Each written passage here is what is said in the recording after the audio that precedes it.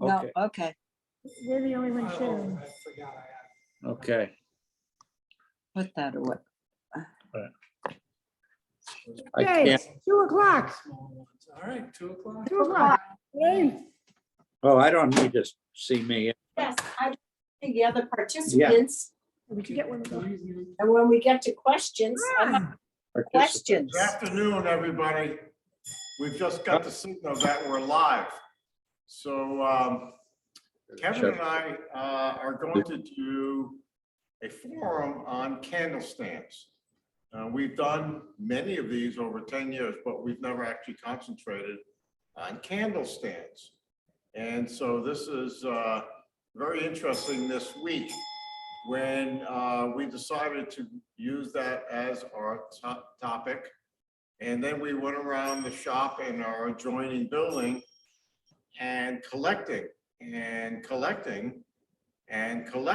our candle stands.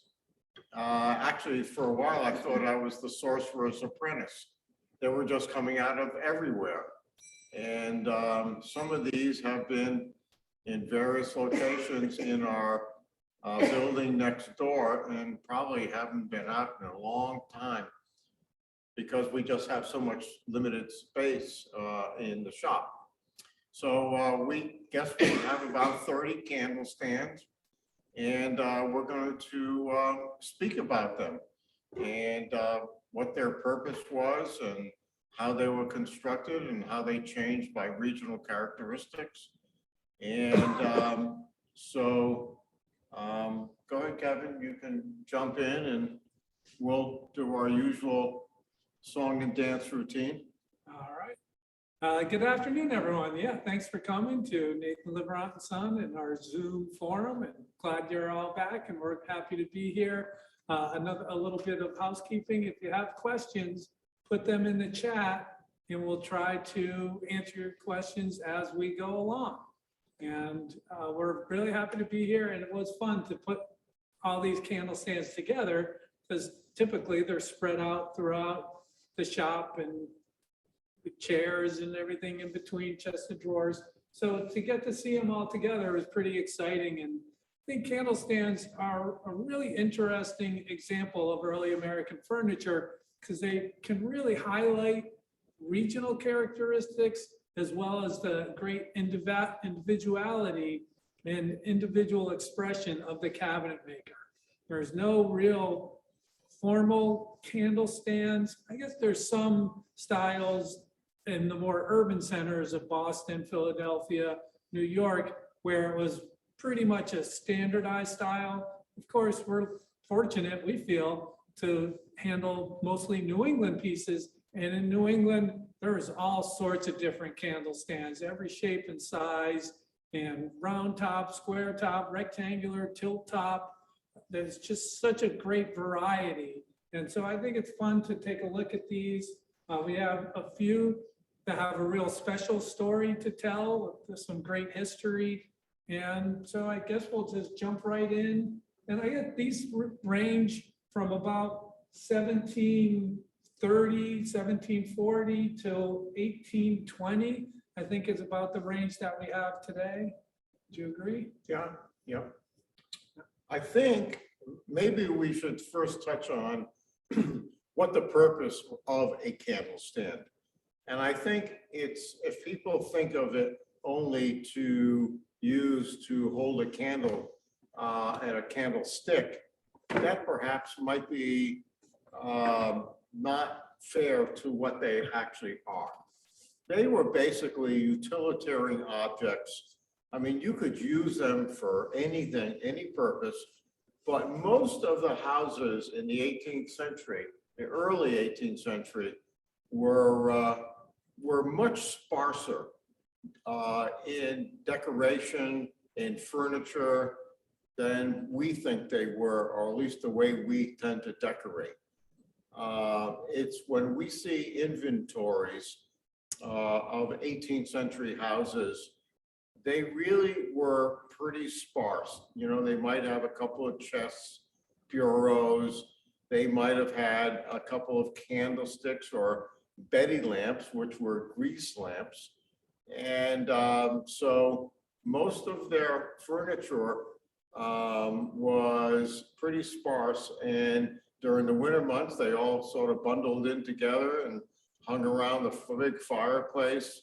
And so we tend to, I think, even when you go to restoration villages or restoration homes of the 18th century, I still think that there's way more furniture and decorative arts in these locations than were really there.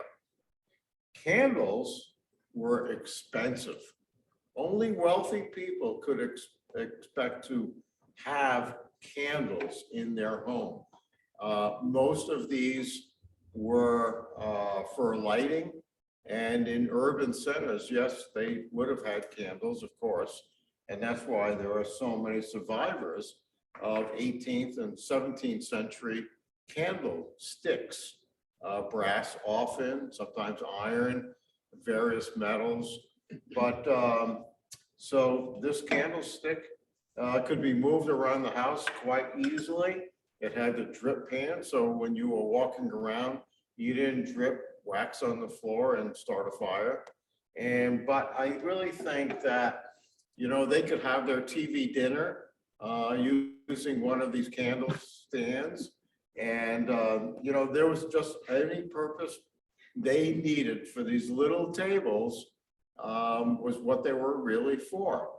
I don't know. Kevin and I, as you probably realize by now, this was really spontaneous. We spoke about 15 minutes ago, and I said, Kevin, we haven't even discussed, you know, what we're going to just, you know, bring up. And he said, let's leave it that way. So, you know, he might have some other thoughts about what the actual utilitarian purpose was for these little tables that were portable around the house. Yeah, I mean, and that's a good point. I'm pretty sure that the term candle stand itself comes from the late 19th century, early mid 20th century, during that colonial revival period, or more like the revival of the colonial period that started around 1876 with the centennial. And then people started to really explore early American decorative arts. And they started to try to find names for these objects that they were discovering, like a Bible box or a candle stand. You know, this is kind of what they thought these pieces would be used. And from my recollection of early 18th century inventories, they were probably just called stand tables, or, you know, something of that. And I think the idea of them as candle stands has some validity, because it's certainly a table that's very portable and you can move from chair to chair. As Arthur said, these inventories show that people lived with very few objects. So you could take this candle stand, put it next to your wing chair by the fireplace, or bring it into the kitchen if you needed to sit in a Windsor chair and do a little bit of work there, or wherever upstairs into the bedroom. So you know, that portable nature of this table is pretty obvious. And I think that moving light around from place to place probably played a good part of the role of these tables. So as they came down from as early as 1720, 1730, the styles changed, just like we've shown through the our forums, that style was regional. It was by demand of the clientele. And but the interesting thing is, most of these are what we call tripod base, 3 legs. And so this is one that, I don't know, Kevin just pulled out of the 30 or so over here. And so you see, these are what we call cabriolet candle stands, which is, cabriole is a design of the letter C and the letter S, and which we have discussed before. And you can see there's a letter C here, and it forms a letter S, and they become a very graceful design element of the Queen Anne period. And so The interesting thing is that they weren't necessarily the strongest stand to be moving around constantly around the house. And so we do find them often cracked right here, because if you happen to have one in your home, or sometime you want to try taking a candle stand and setting it down on the floor, you will, if you're not totally paying attention, you will notice that you often don't put all three legs on the floor at the same time. And so if you set one down before the other two, sometimes that takes a little more stress, and before you know it, the dry wood has cracked. And so we see that a lot. And as these tables became very utilitarian and became sort of old, and people didn't think maybe that much about it, around 1800, they cared less about it because they wanted to get the new candle stand in. And they came up with different types of support to make them last longer. And so we'll show you through our talk today how they adapted sort of elements to make these candle stands last longer. And that's why we have 30 today on the, they've lasted. And we're always on the good search for a good candle stand. We might have 30, but if we find a good one on Monday morning, we'll certainly try to acquire it, because you can never have enough. We'll have 31. But so actually, this made me think, I'll come up to the camera to show you a little bit close up of some of the, what I would call the anatomy of the candle stand. So you have these cabriole legs, as Arthur described them. And then these are set into the standard, which is what we call the main pedestal or pillar of the candle stand. And that's always all one piece of wood from the bottom and the bottom of the legs all the way up to the top. The top of the standard is intersected and joined to the cleat. The cleat is the rectangular piece, and there's a hole cut in the cleat, and the top of the standard goes through that hole, and usually it's wedged from above. So the cabinet maker would cut a couple lines in the top of the standard where it comes through the cleat, and then use some wedges that will expand that wood. And that with some hide glue will hold it in place. And in turn, the cleat is joined with a couple screws usually a couple screws to the underside of the top. Very often, and I checked as I was holding this, very often on the underside of the legs, you'll find what we call the frog, is this little piece of iron. Sometimes it's tin, and it usually has a nail in each leg to help hold those legs in place. Because most of the time, and it's hard to see on this one, and we might have an example without a frog, where you can see the legs are actually shaped with a dovetail, and then this leg slides into the bottom of the standard, coming in this way with the dovetail. And then that's held and cut and held in place with glue and then reinforced with the frog. Sometimes we can tell if these frogs are original from when the candle stand is made. Sometimes it's hard to tell. This is a nice piece of handmade wrought iron with old nails holding it in place. So it gives us some confidence that this was original to the cabinet maker and how that was put together originally. So since we're talking about the support underneath, and Kevin calls it a frog, I call it a spider. I'm more interested in the arthropods. And this candle stand, which is quite early, this has what we call a trumpet pedestal standard. So it looks very much like a trumpet and a ball. And we tend to think that that is a pretty early turning. This is probably an early candle stand, maybe 1730, 1740. And then if you look underneath, you'll see the spider or the frog, the bullfrog. And you can see how that cabinet maker did it. Now, we don't always know whether the spider or the frogs were original. Sometimes we think that somebody decided that the legs were getting a little weak because there was too many people putting the candle stand down on one leg at a time or two legs and not three. And the legs were starting to become a little loose in the dovetail. So it was a pretty easy fix to support the bottom side of the legs. And so we're going to show you 3 different types of spiders. And this one, this candle stand is from Pennsylvania. It is a very sophisticated stand, and it has a tilt and turn apparatus where the top can actually flip up and turn because it has what we call a bird cage.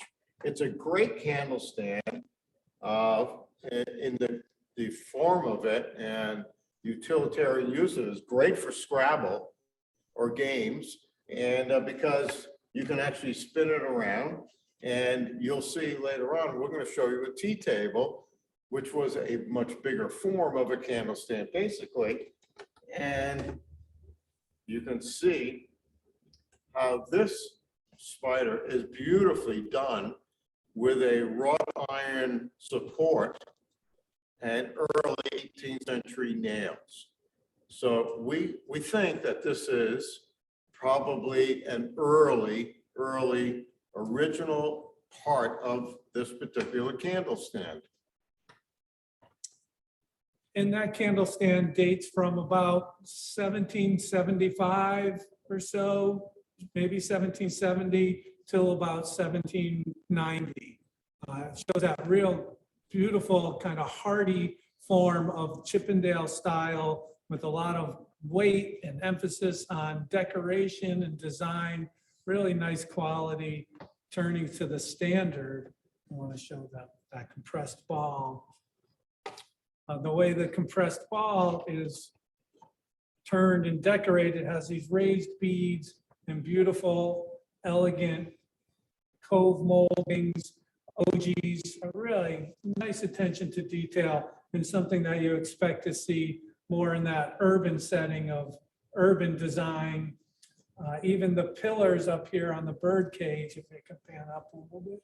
Yeah, those are really nicely shaped as well. They have some scribe line decoration on the belly of the columns or pillars, and that's just a beautiful attention to detail.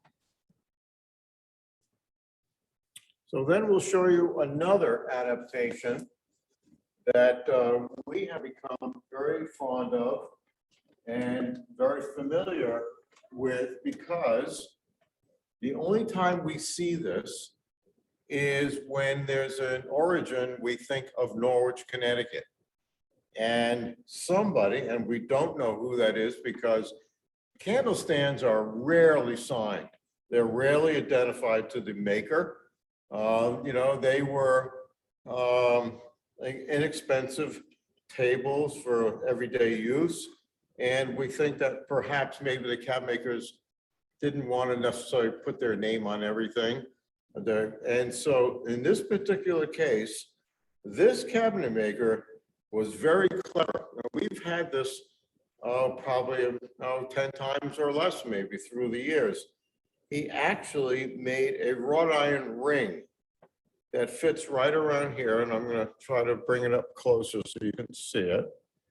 And this ring actually holds the dovetails from spreading and keeps the legs in tight. And then he put 3 big handmade nails at the bottom to hold the ring in place. So it was a total adaptation, probably by one cabinet maker, maybe his shop practice. And so this is a Norwich candle stand, probably around 1770. 1780.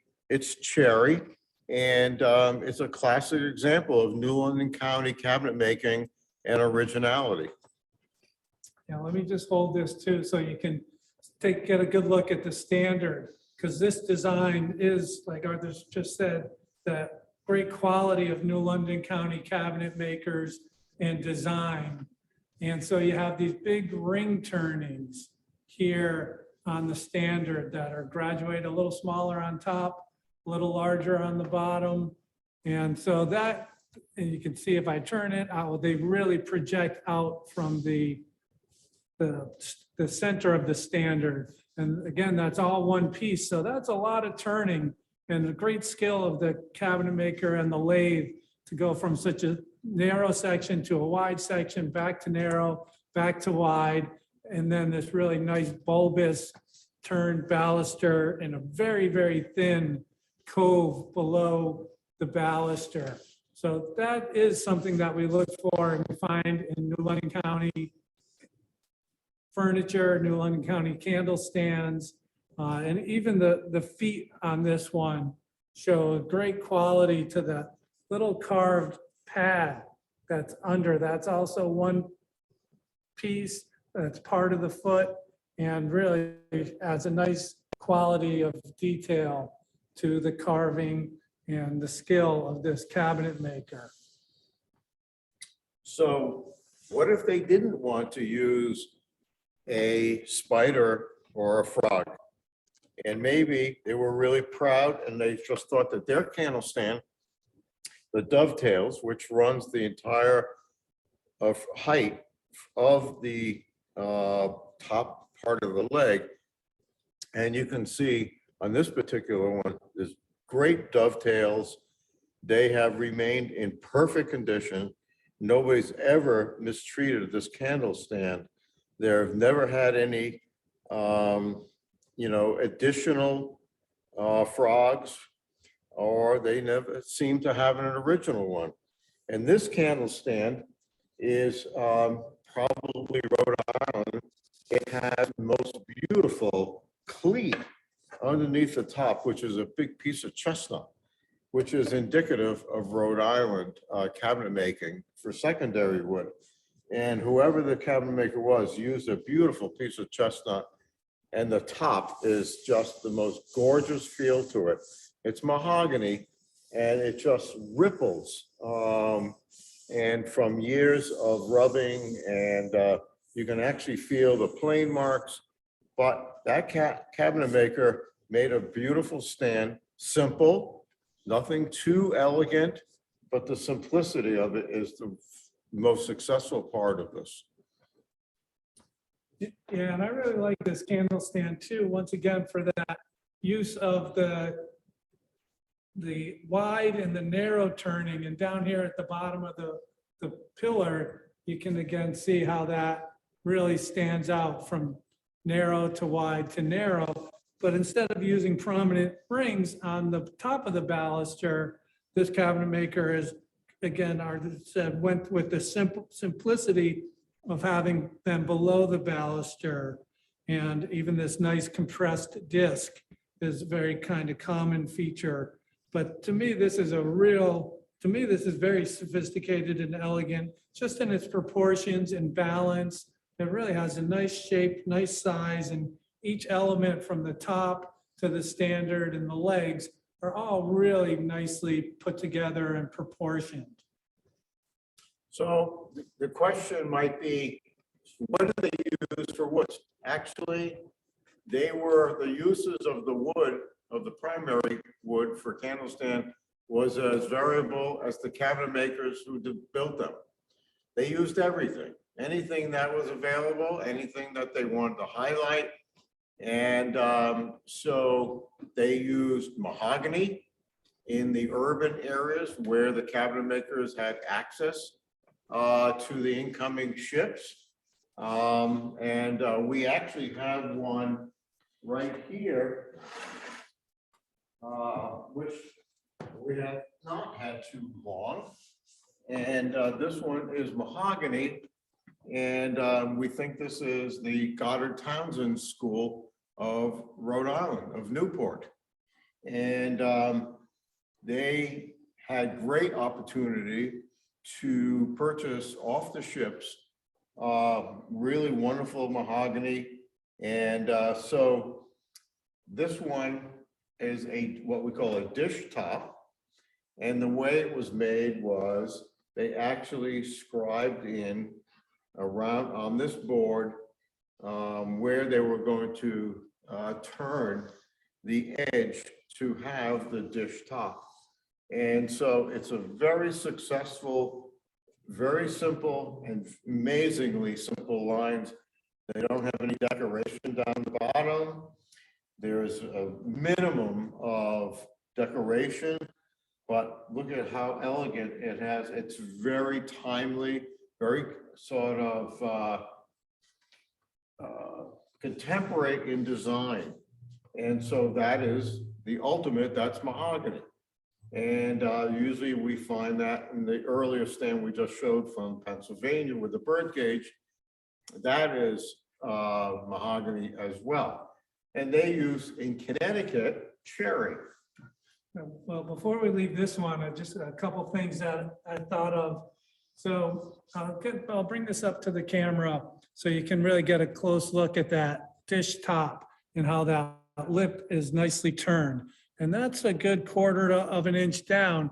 And so this whole piece had to be put on the lathe, mounted from the back or the underside, and then this whole surface was planed down and turned down to leave this lip raised up.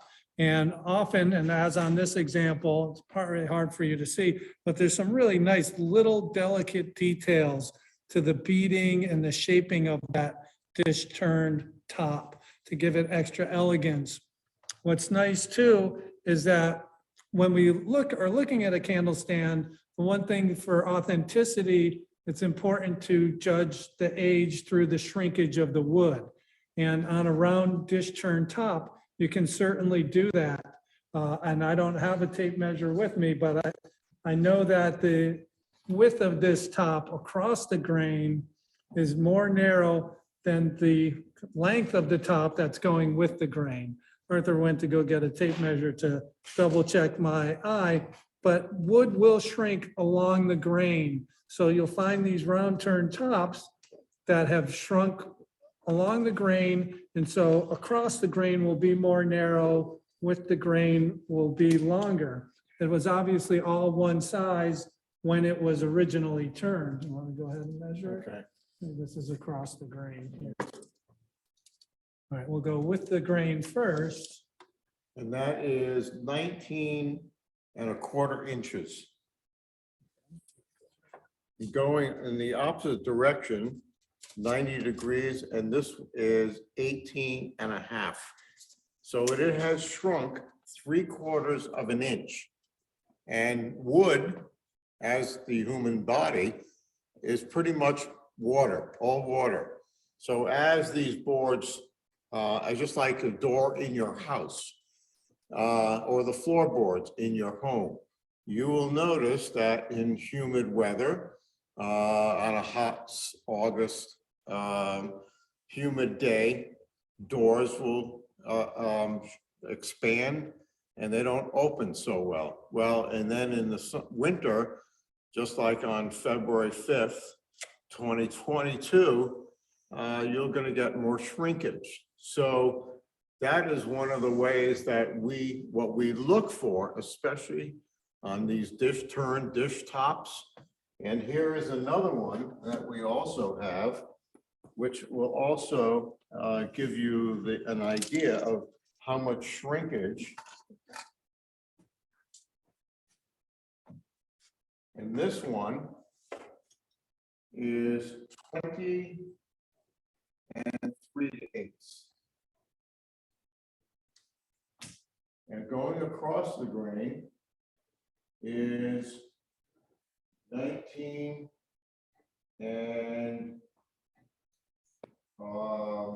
7/8. So you can see there's close to a 1/2 inch shrinkage there. And this particular candle stand is maple. and with a dark stain. So, and this was made probably in Glastonbury, Connecticut. So the rules of the road are the same. The shrinkage has to be there. And this is a dish top exactly made the same way the previous Newport stand is that Kevin held up for you to see. Yeah, and this is the candle stand with a drawer. So that's a real great addition for your candle stand. You can have your lighting device or whatnot, and you can have a little storage with the candle stand as well. And this is what we call a slide-through drawer, since it opens from both sides and literally slides through the cleat. We'll get back to the cleat in a second, but I really like this candle stand and this group of them because there's a small group, again, for that really dramatic quality of turnings with a large ring turning up at the top, this bold trumpet, and then very dramatic and wide, thin and thick, wide and narrow turnings of that lower section of the standard. This central disc here really projects in space and gives a great quality. And in this group of candle stands that we think is from the Glastonbury area, one really distinct part of them that's associated with the drawer is that on the side of the cleat, so this is the large cleat that's used to house the drawer, and you can kind of see there that it really stands out. It's very wide and needs to be extra wide for the drawer. On the side of the cleat, on the inside edge, right here, there's a cutout. And in that cutout, usually, we find a single nail and then a piece of brass or copper that's been hammered out and is used as a tension spring on the inside of on the side of the drawer. And so that helps the drawer from slipping through. And that, again, is very distinct to this group, but they all seem to share that same style of cleat, the same trumpet turning, and that iron catch. And we sold in 2011, we sold one of these candle stands to the Connecticut Historical Society. And that fortunately had a family history of ownership by Ada Louise Taylor, who was born in 1863. And the quote on the candle stand, the inscription read, "This candle stand belongs to Ada L. Taylor and was willed to her by her great aunt Mary Taylor, whose father was Samuel Taylor and his wife Sally Pemberton Taylor were the original owners." So, and that part of the Taylor family did have origins in Glastonbury, and that's where we really can start to attribute this group of candle stands, at least to that area. And again, you get that great sense of design of the turnings and the trumpet turning and the shape of the candle stand. The curious thing to me is why more candle stands don't have drawers. If they were indeed for using to store their candles, which, as I said earlier, were very expensive. And for the most part, only wealthy people could afford candles. They were hand dipped. They used paraffin, beeswax, and they were labor intensive, material intensive. And so I guess maybe the reason we don't see more candle drawers is because not many people could actually afford candles. And so maybe they just use grease lamps or they went to sleep early. You know, they didn't get to read it late at night. They didn't get to do their needlework late at night. They got up with the sunrise and they went to sleep with the sunset. And so maybe that is why we don't find, because I would guess on a scale of perhaps 1 out of every 100 candle stands would have a drawer. And I don't think it was the cost of the candle stand so much, because I don't think it added that much labor to the building of the candle stand as much as what they would put in it.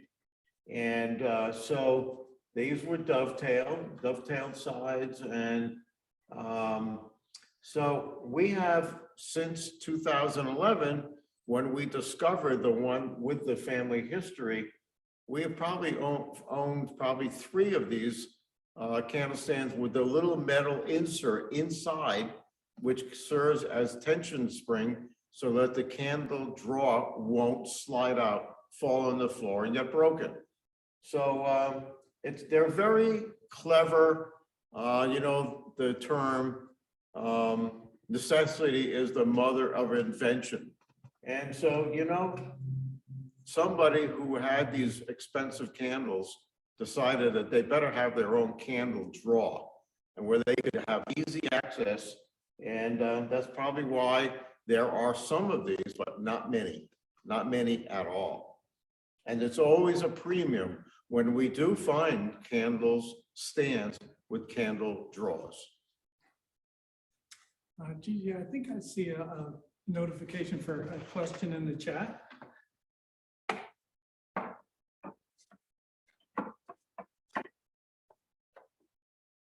Okay, question. So when you say Goddard-Townsend School, is it attributable to that family of cabinet makers or craftsmen mimicking them? The design and the quality of the cabinet making of the Newport School, which was sort of led by the Goddard-Townsend families, they were remarkable. They were simple in their designs. They were the best cabinet makers, and they led their apprentices to follow their designs as well. There are very, very few pieces of the Goddard-Townsend School that is actually labeled or signed. And when we say that this is the Goddard-Townsend School, it is their design, which has sort of gone off into other cabinet makers' shops. And Newport was a very progressive, wealthy area, receiving wonderful shipments of mahogany and good woods. And if you ever spend any time visiting Newport, you can look at the architecture of the 18th century homes and buildings, and you can realize that they were very proud of what they had. And as far as architecture, well, the cabinet makers realized that you can't put secondary furniture in great homes. So the great furniture was being made there as well. And this is a great, wonderful stand. The name of the Goddard-Townsend is still magic. There are people who still, when they hear that name, they get into shivers. And they all say to us, that is really by the Goddards and Townsends. We can't say for sure. And so the school is the idea that was passed around. So although it would be fun to say that that was made by one of the Goddards or the Townsends, and there were many of them, a lot of family generations, we cannot say at all that it's one of them, but it's the circle of their cabinet making that spread through the areas of Newport and that area of Rhode Island. Yeah, and I think, you know, while it's easy to recognize this for its regional characteristics, at least as you learn more and more about candle stands, the one thing about candle stands is they're very simple. You have the top, the cleat, the standard, and the 3 legs. So there's not a lot of dovetail, secondary wood, construction elements that you can say, like on a chest of drawers, you can study the dovetails, the way the feet are put on, the way the top is put on, it allows more of that individuality of the workshop practices and design to help us give it a firmer attribution to a maker. But we can certainly say that this candle stand with its high quality mahogany and great quality design was made by a leading cabinet maker in the Newport area, working in the Goddard and Townsend style. So we use that term, the Goddard-Townsend school. So this candle stand, which we showed you before, had that very interesting and unique ring, metal ring, wrought iron ring at the bottom, was made in Norwich, part of New London County. New London County was highly influenced by the Newport cabinet makers. And so if Kevin wants to hold that candle stand up again, the Newport one, you can see the resemblance of the urn and the ball on the standard. So the one in Kevin's hands is the Rhode Island one, and this is the New London County one, probably Norwich. And you're seeing the sort of influence of Newport cabinet makers, because even the 18th century cabinet makers realized what great work was being done in the urban areas of Newport and New York and Boston. And so that's where they sort of imitated these designs.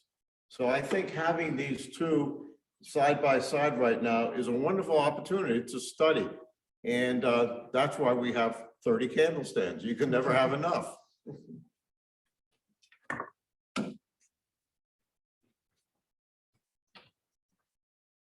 And I'll grab this one because I think it's kind of along the same lines of a candle stand with the baluster turning and the compressed ball below it. And this really shows a combination, has a nice little ring turning here up at the top, but nicely turned, but it's not quite as resolved and as sophisticated as either the Newport one or the Norwich one.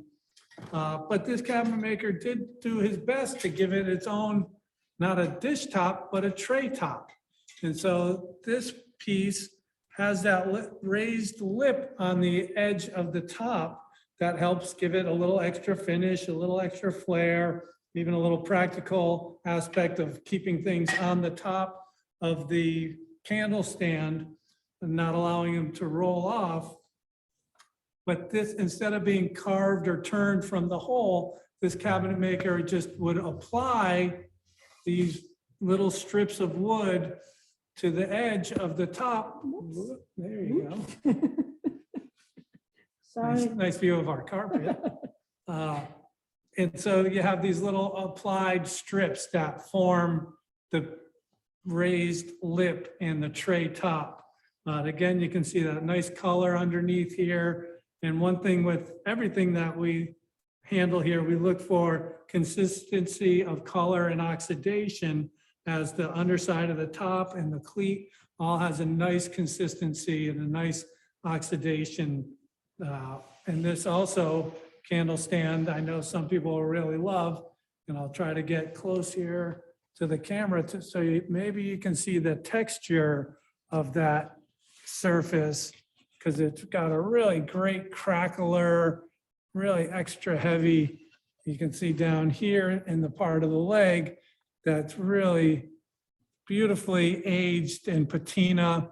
And what it really is two surfaces, an older surface with the secondary varnish on it that are kind of competing with each other. And so the upper surface is crackling and pooling up top. And so you get that effect of texture on the surface, and that goes all the way up the standard.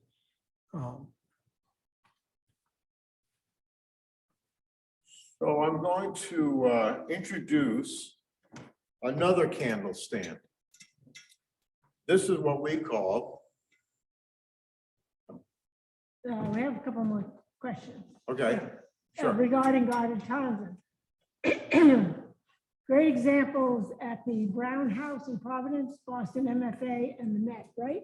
Yes, that is correct. All right. Okay. Yeah, there's great examples on Benefit Street in Providence, the Brown House. Some wonderful examples of the Goddard-Townsend School.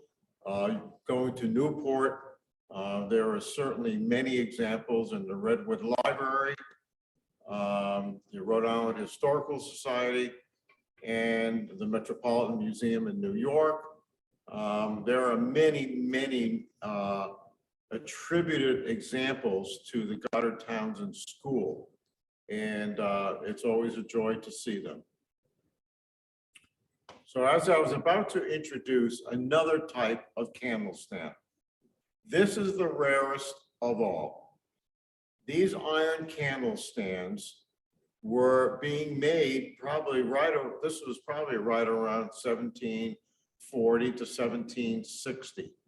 And this is iron and brass, and took a whitesmith a great length of time to make this.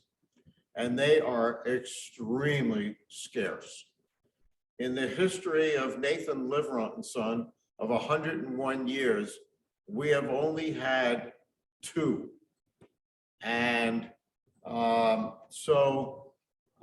this is actually one in the family that was made for our family.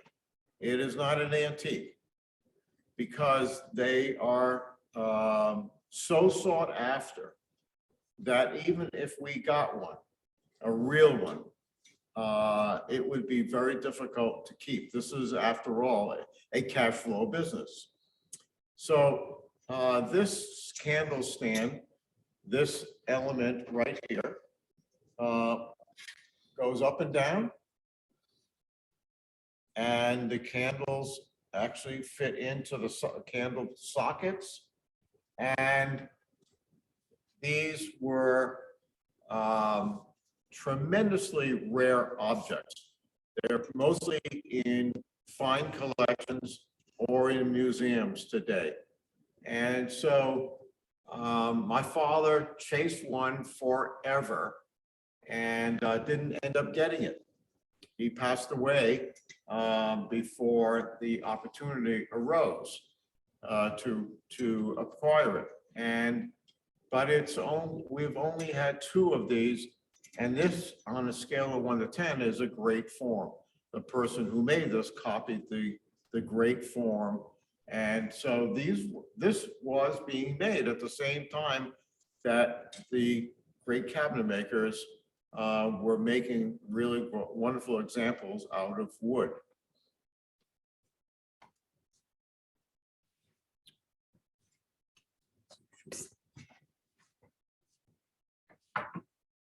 Show the bulky ones. Sure. In contrast to the super sophisticated wrought iron ones, we have a couple of these real country, but probably also pretty early candle stands that show a little bit less flare, a little more flatness to the curve of the cabriole leg, a little bit thickness, a little more thickness to the shape of the baluster, and a little bit less kind of definition to this is almost kind of compressed ball and disc turning here. Nice round shaped top and clean underneath. Really kind of unusual element is this drop pendant area that comes down below the legs. And that, I'll come up to the camera.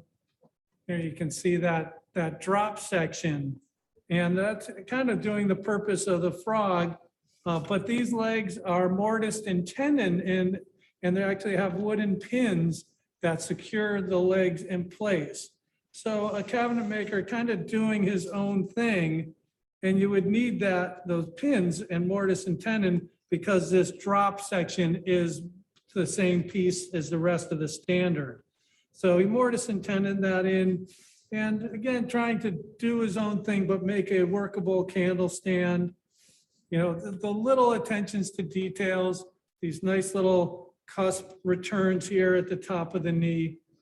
We purchased this table from a family in Norwich, Connecticut, and we do think it is a probably Norwich or Eastern Connecticut locally made candle stand, and mimicking some of the features that you'd find in the more sophisticated areas, but a unique expression of that local cabinet maker.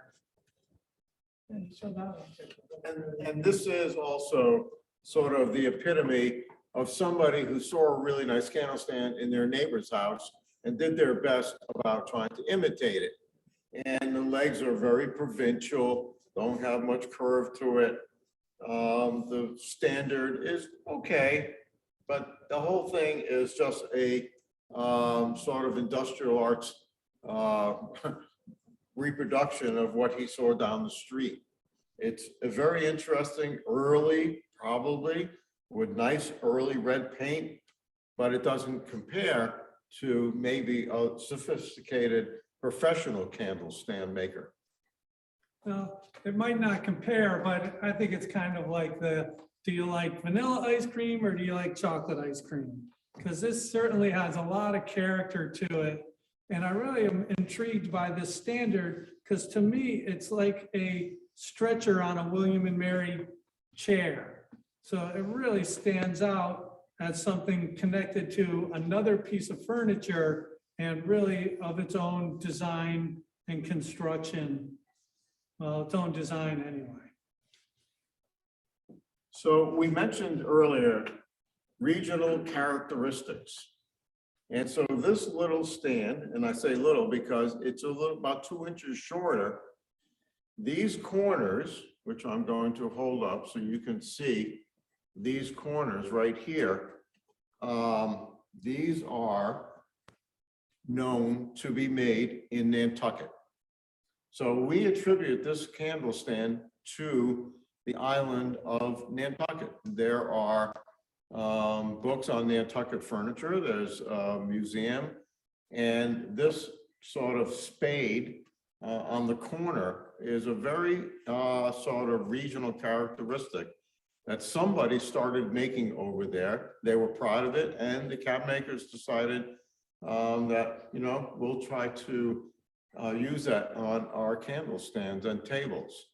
So when we see that, it gives us a pretty good feeling at this stand, which is figured maple and cherry. So it's a combination of two woods, curly maple or figured maple on the top and cherry on the legs and the standard.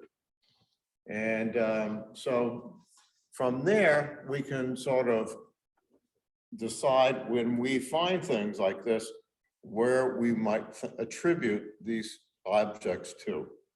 And so then as a, okay, go ahead. Yeah, let me add a little bit about this because we're starting now. Most of the previous candle stands we talked about had a baluster turning.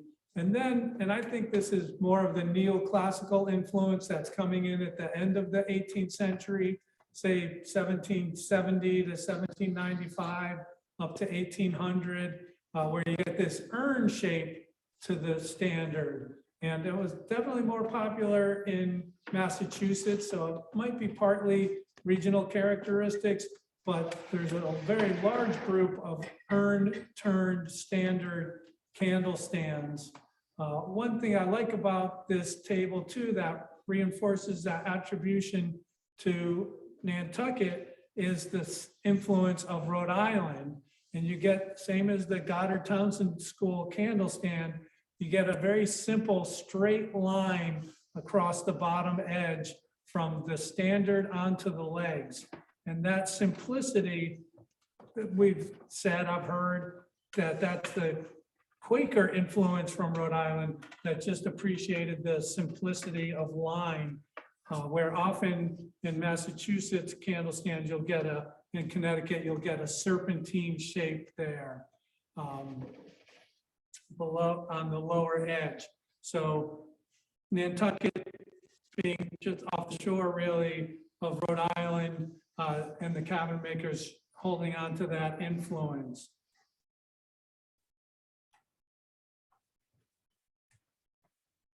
So we're going to show you two stands that are really quite amazing for design of, we think, Connecticut Valley. This little guy right here is possibly, and it was always attributed to the Norwich area. And in an early Israel Sack catalog, I think volume 1, they had a picture of basically this candle stand and called it Norwich. There's probably less than 15 known of this type of candle stand with an undercut scalloped edge. It's got a dish top, but the interesting thing is the top screws off, and which shows something that this particular cabinet maker came up with. And it's one of the very idiosyncratic things that we see along our way. It screws right off, just like that. And it has the male and female matching screw that's hand dipped, or tapped, I should say, tapped. And the cleat is round. And to be candid, I've only seen one through the year. I've never seen one. I'm sorry. I've never seen one that did not have this round cleat and the top was not worked. That's one of the ways that, and Kevin calls it beauty marks, because whoever designed this didn't quite get the fact that without a cleat going out to the edge to hold it firm, it would just float on its own. And many times, and we could measure that, and there was plenty of shrinkage, but it also has a slight warp to it. So it's no place to play marbles on. And so this candle stand, whether it was made in Norwich, or some people think now that it could be Connecticut Valley, we don't know. We've never seen one signed. We have no identification, no family history.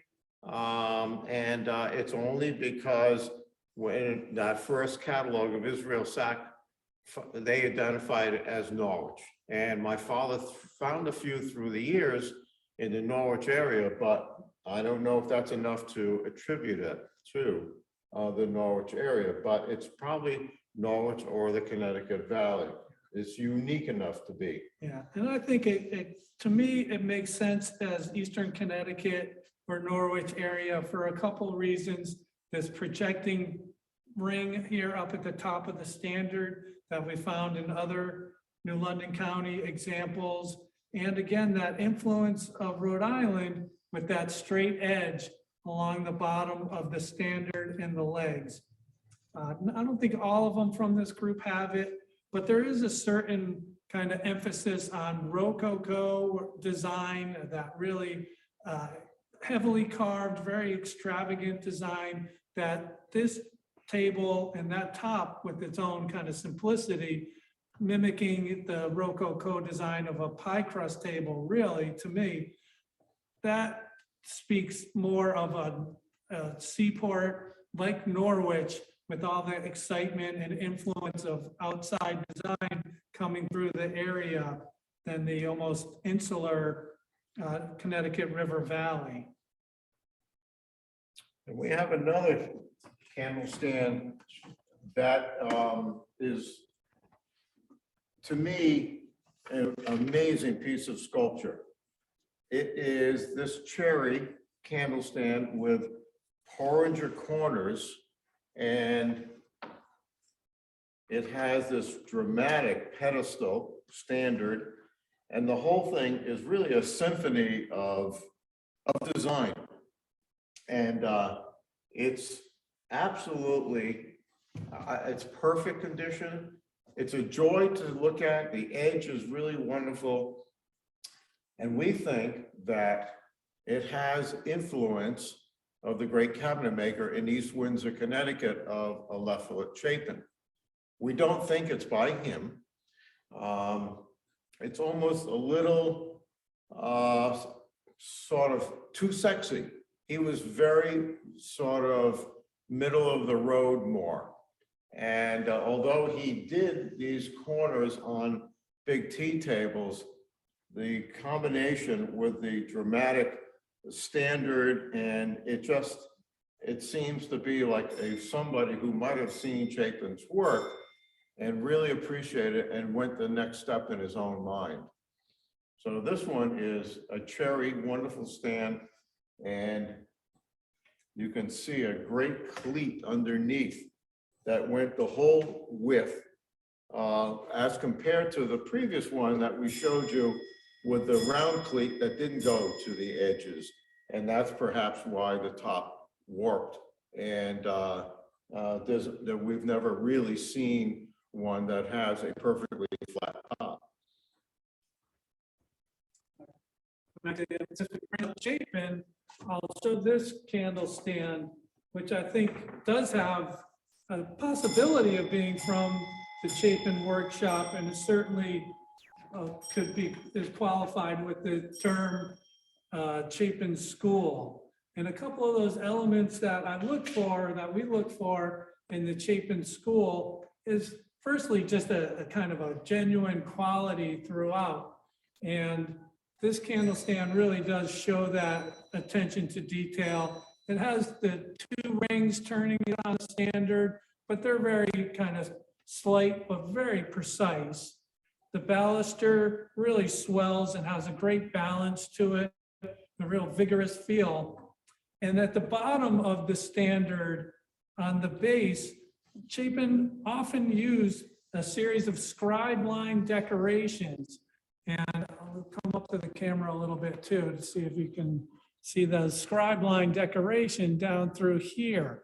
And that was a tradition or technique that he brought back from Pennsylvania, where he went to evade a paternity suit in the 1760s, early 1770s. He came back to Connecticut.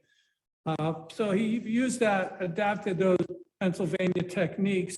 And one element of Chapin's school work and even Chapin's workshop is just the quality of his legs are exceptional. And where a lot of candle stands, and this one starts out with a flat side here, but Chapin, instead of retaining a flatness throughout the leg, from about the knee area down to through the ankle, it's very rounded. And so it becomes a real round piece of furniture, a real rounded line, and very fluid. And that's a real great quality of Chapin's workshop and Chapin's design that I look for when I'm trying to understand if something could be from the Chapin workshop.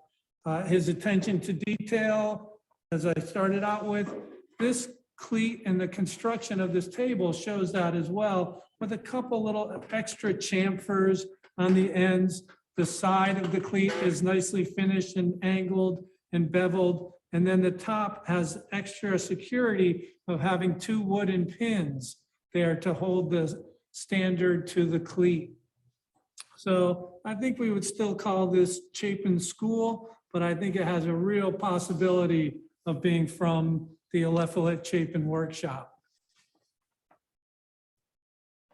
So as Gigi, our technical advisor, has just pointed out, we're at the 1 hour mark. So we're going to move along in chronological order and show you a couple of stands that are of the federal period and then are getting into the classical period. So of the two, this one's probably the earliest. And there again, when I mentioned earlier about the choice of woods that the cabinet makers used, this fellow decided to concentrate on figured maple. This is a jewel of a piece of wood. And we particularly like figured maple. It makes the piece alive. It has another dimension. And this stand, which has what we call spider legs, a tripod base, only instead of the cabriole, which you've seen many times already, it has these spider legs. And so the urn is beautifully carved, and you can see the top has great vitality to the wood. It is alive. And so this one is probably about 1810. So we're almost gone 100 years since our beginning of our talk. And so when Kevin starts to talk about that one, it actually goes probably another 20 years. So we're actually going past the 100-year mark of candle stands still being used for utilitarian purposes in the house for any particular reason they thought it necessary. Yeah, and this candle stand really shows, again, the creativity of the maker and individuality of his own expression. We do think this is related to the group of furniture of Nathan Lombard that came out of central Massachusetts. And part of the design is this very prominent urn, but it's fluted and has kind of carved almost like leaf petals that come up the urn. So really distinctive design, but the proportions of this kind of short standard and very tall legs, that really talks to me about some of the other candle stands that are attributed to Nathan Lombard. And these legs themselves with the scrolled top as it projects away from the pedestal, it talks to the classical period and the, well, you know, neoclassical design as it's coming out into space, and the shape of the legs, very federal in their tapering and straightness, but also classical in that elegance of the curve. And this is a tilt top, so you can have it down, you can have it up. It's a and a nice octagon top. So it really gives it a good profile and really a pretty dramatic candle stand in that it really stands up. It has a lot of presence to it, and really great attention by the cabinet maker to combine that regional design and personal design influence. And I'm going to add that it's like this candle stand has been in a box its whole life. It's like remarkable condition. It's like flawless. And maybe it was stuck in a corner, wasn't used much. And but it's wonderful to see a piece that's probably, maybe probably 1822. So it's now 200 years old approximately, and it's remarkable condition, really. And I think we're going to finish by one other candle stand that we made a discovery, and Kevin is constantly doing research. And this candle stand, which we think was made right here in Colchester, is a symphony of all kinds of elements. It has porringer corners. It has the gallery edge. And it has a wonderful slide-through drawer with a serpentine front on the drawers. And this particular stand, it doesn't come all the way through.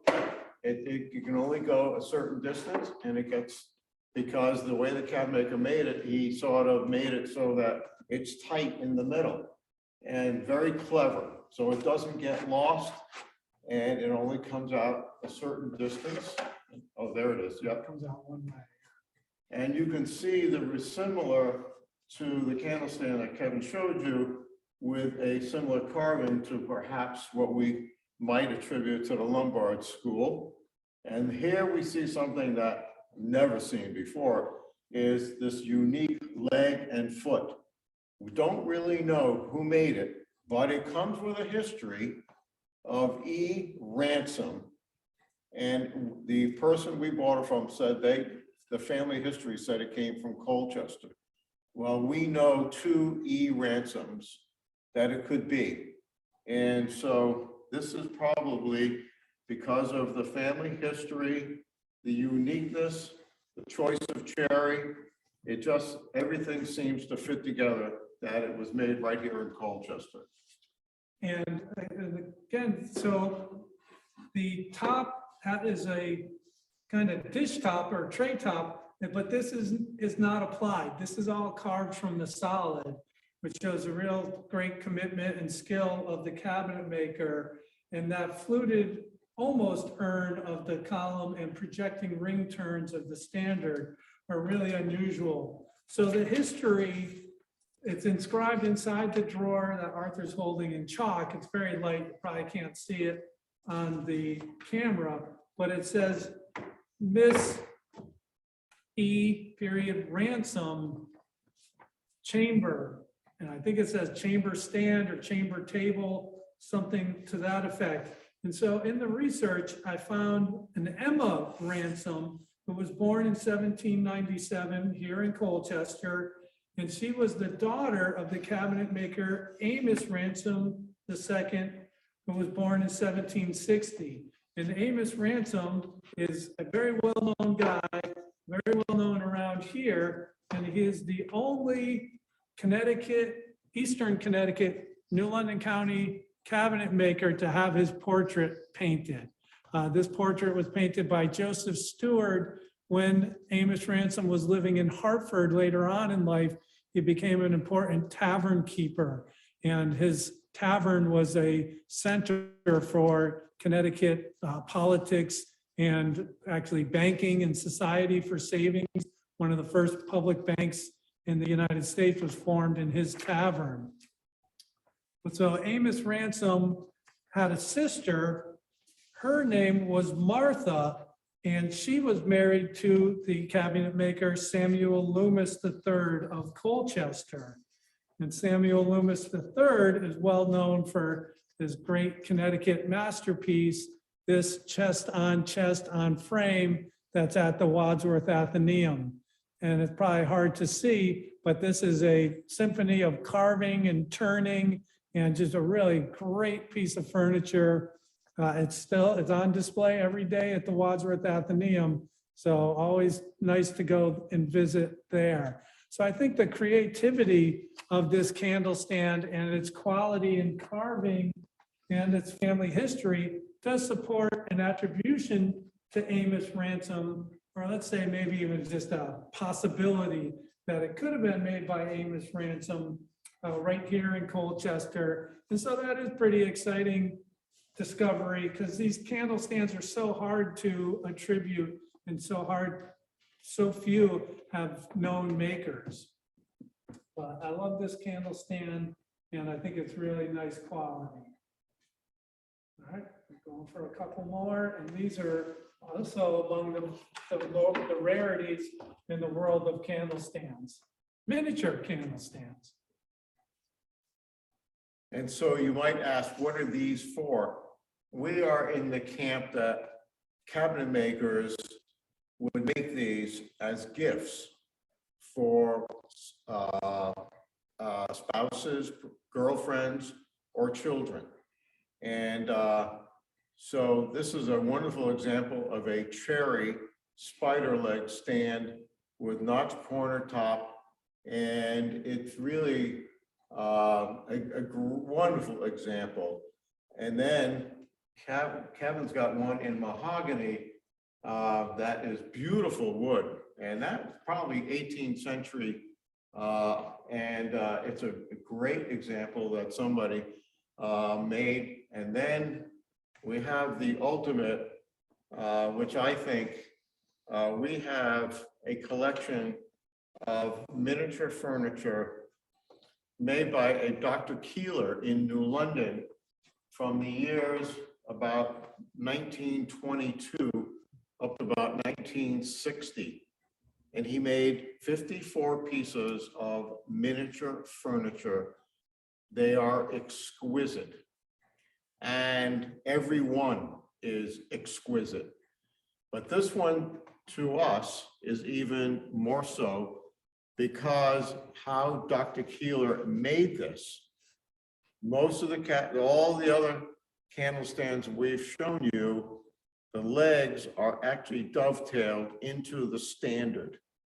Well, in this particular case, for some reason, Dr. Keeler changed, and this is the only one, 54 pieces, that he changed the construction of what the object is. And the 3 legs and the standard is all carved from one chunk of wood. And it's remarkable how he did that. There is no dovetails, there is no joints. It's all carved out of one solid piece. And he was a dentist in New London. He must have been a really good dentist. And this was exhibited at the Lyman Allen Museum in 1934, when probably half the collection was put on exhibit at the Lyman Allen Museum. So that's where we're going to end our talk. If you have any more questions, please ask. And thank you very much for attending and watching. There was a question about where are these recorded and where, if so, where they can be viewed. Yes, these are recorded, and well, fingers crossed, we hope this was recorded, and it's recorded on Zoom, and then we transfer it to our YouTube channel. So if you go onto YouTube and search Nathan Liverant and Son Antiques, we have a channel there where we have now 3 of ours, well, we'll have with this one, 3 of our Zoom sessions, and we also have a whole bunch of recordings of our other sessions back in the old days when we used to do this live, and we used to have people come and sit with us, and we'd eat cheese and drink wine and have all sorts of great fun together. So maybe someday we'll get back to doing that. For now, yeah, visit YouTube. You can always visit our website, liverantantiques.com, and we're on Facebook and on Instagram. So we're out there, and we look forward to catching up with you. There's a contact page on our website. If you want to email us, you're more than happy to get in touch with us. If you have any suggestions of what you'd like to see on Zoom or have us discuss, we're more than happy to do that. Coming up next.